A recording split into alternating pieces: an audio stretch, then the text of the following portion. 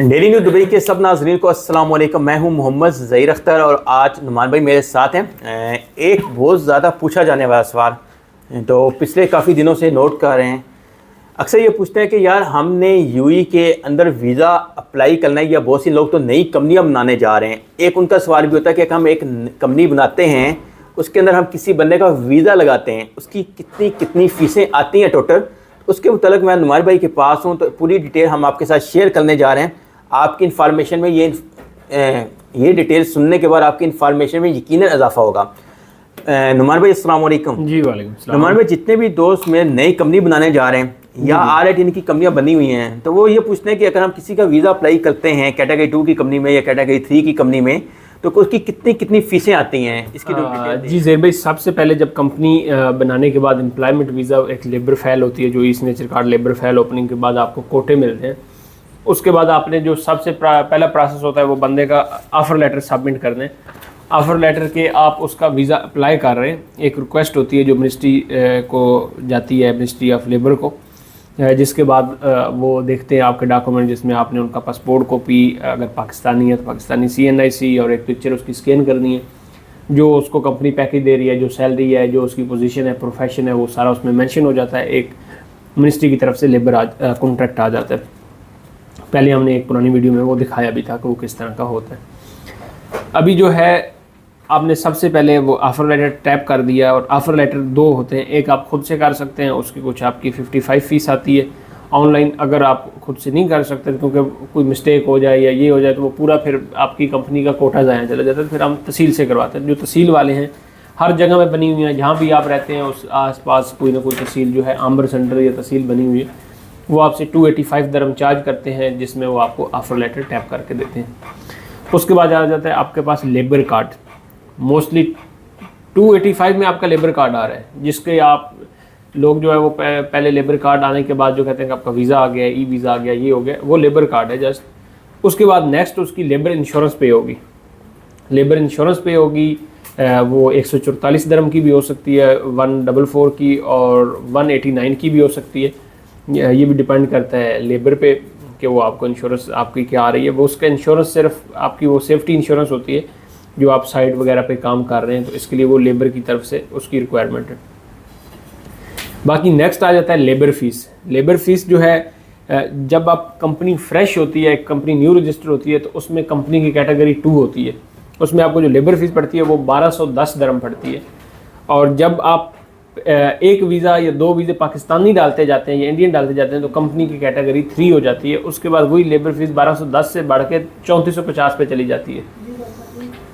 और अगर आपकी कंपनी कैटेगरी 2 में है तो वो 1210 है। अगर आप नेपाली, बांग्लादेश के या किसी भी और नेशनलिटी के डाल रहे हैं पाकिस्तान और इंडिया के अलावा, फिर आपकी कैटेगरी 2 ही रहेगी कंपनी की।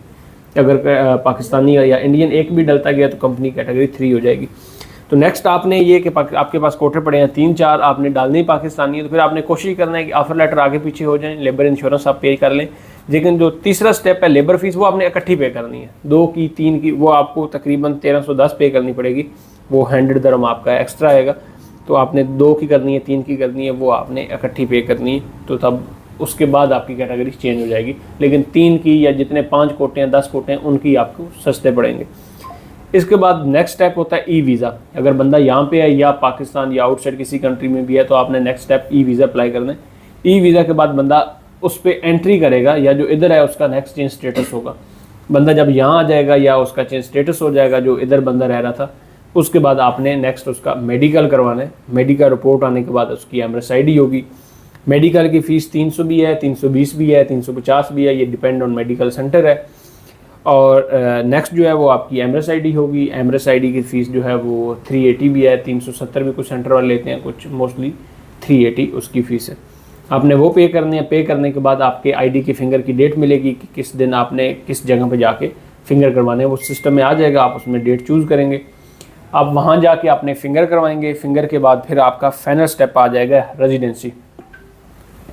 जो वीज़ा निकलता है ई वीज़ा, ये याद रखिएगा मोस्टली आता है कि ऊपर एम्प्लॉयमेंट लिखा आता है। एक तो टूरिज़म वीज़ा हो गया, उसके ऊपर टूरिज़म, एक के ऊपर एम्प्लॉयमेंट लिखा आता है।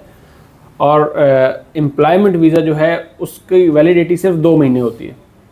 2 महीने के अंदर अंदर आपने यूएई में एंट्री करनी है और एंट्री करने के बाद फिर 2 महीने के अंदर अंदर आपने ID, मेडिकल और स्टैंपिंग करवाना है। ये आपका टोटल 4 महीने टाइम होगा, 2 महीने आउटसाइड के लिए, फिर एंट्री के बाद फिर 2 महीने ID, मेडिकल और स्टैंपिंग के लिए। स्टैंपिंग जब रेजिडेंसी होगी आपकी फाइनल, उसकी 550 जो है वो फ़ीस है, 547 दरम स्टैंपिंग की। और अगर आपका इन्वेस्टर वीज़ा है तो उसकी 747 दरम है, उसकी आपकी तकरीबन जो है वो 200 दरम एक्स्ट्रा आती है।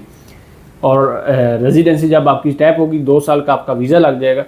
यहाँ पे एक फिर लोगों से मिस्टेक होती है कि वो समझते हैं हमारा वीज़ा कंप्लीट हो गया।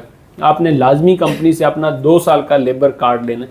जैसे आपका ई वीज़ा 2 मंथ का इशू हुआ है, ऐसे ही आपका जो लेबर कार्ड फर्स्ट इशू होगा वो भी 2 महीने का होगा। 2 महीने के बाद जो लो प्रोफेशन है, ड्राइवर हैं या और सेल प्रोफेशन है, जो नॉर्मल वीज़े हैं लेबर के, उनके लिए एक गवर्नमेंट ने रूल रखा हुआ है कि उनकी तुझी की क्लास होती है। और तुझी की क्लास क्या है? क्लास ये है कि एक आपकी उसमें फ़ीस है 140 आपने वो जाकर तुझी सेंटर में पे करनी है। वहाँ पे वो आपको एक 40 मिनट का लेक्चर देते हैं जिसमें वो दुबई के रूल के बारे में आपको बताते हैं कि अगर आपका एम्प्लॉयर आपके साथ ये करता है तो आपके उसके ऊपर आप ये एक्शन ले सकते हैं। अगर एम्प्लॉयर आपकी सैलरी नहीं टाइम पे दे रहा है तो उसकी कंप्लेन कैसे करें। अगर आप मतलब वो सारा आपको गाइड करते हैं एक किस्म का, कि जिसमें आप अपने हकूक़ जो है वो ईजी ले सकते हैं अपने एम्प्लॉयर से, जो आपका कंपनी का ओनर है या जो भी आपको जिसमें आप काम कर रहे हैं। इसके बाद फिर एक सबमिशन होती है, अगर वो भी आप तहसील से करें वो आप अपने मोहरे से भी कर सकते हैं, जो तहसील से करवाएं तो उसकी 83 दरम और फीस है। ये सिर्फ जो क्लास होती है ये सिर्फ लो प्रोफेशन वालों के लिए, जो स्किल्ड हैं, मैनेजर लेवल हैं, उनकी क्लास नहीं होती। लेकिन जो लो प्रोफेशन है उनकी क्लास मस्ट है। वो अपनी तुझी की क्लास लें और उसके बाद अपना कॉन्ट्रैक्ट पेपर लें। अगर उनकी कंपनी ने तुझी क्लास उनकी ऑनलाइन सबमिट करवा दी है तो फिर उनकी वो भी लाजमी अपनी क्लास लें, उसमें अपने रूल देखें कि क्या हकूक़ हैं आपके। और बाकी उसके बाद जो है आपको 2 साल का फैमिली लेबर कार्ड मिल जाएगा। कई बार ऐसा होता है कि आपकी तुझी क्लास होती नहीं है, लो प्रोफेशन होता है, आपको ऐसे ही होता है कि ID आ गई, 2 साल का वीज़ा लग गया, लेकिन जब 2 साल के बाद आप कैंसिल करवाने पे जाते हैं तो पर मंथ 100 दरम फ़ाइन आता है लेबर का। अगर आप फाइनल सबमिशन नहीं करवाते तो आपको 2000 दरम फ़ाइन होगा, जो कंपनी आपके ऊपर डाल देगी कि आप अपना पे करें, तो वो फिर आपको पे करना पड़ेगा, वैसे आपका वीज़ा कैंसिल नहीं होगा। ये है ऑल स्टेप। सबसे पहले offer letter, labour insurance, labour fees, आपका entry permit, e visa, change status जो इनसाइड है, फिर medical, Emirates ID, final residency, और उसके बाद जो लो प्रोफेशन है उनके लिए तुझी की क्लास और उनकी कॉन्ट्रैक्ट सबमिशन जो तुझी के बाद होगी। और बाकी ये आपके ऑल स्टेप हैं इसमें। तो आपको बताने का मकसद क्या है कि कॉपी पेन लेकर उस पर ये नोट कर लीजिएगा, लिख लीजिएगा कि कितना खर्चा आपका टोटल बनता है। सही है, क्योंकि इधर बहुत सी फीसें हैं जो आपके हिसाब से, आपकी तो कैटेगरी है कंपनी हिसाब से आप कैलकुलेट कर लीजिएगा। बाकी ये बताने का मकसद उन लोगों को भी है जो UAE के अंदर आके नए वीज़े लगवा रहे हैं, अभी तक इंडियन के हैं, पाकिस्तानी, किसी नेशनल के भी हैं, सबके लिए रूल सेम ही होता है, से रूल कोई चेंज नहीं है। इसलिए अगर आप चाहते हैं कि फ्यूचर में भी आपको अच्छी इन्फॉर्मेशन मिलती है तो चैनल को याद से सब्सक्राइब कीजिएगा। मिलते हैं नेक्स्ट वीडियो में। अल्लाह हाफ़िज़।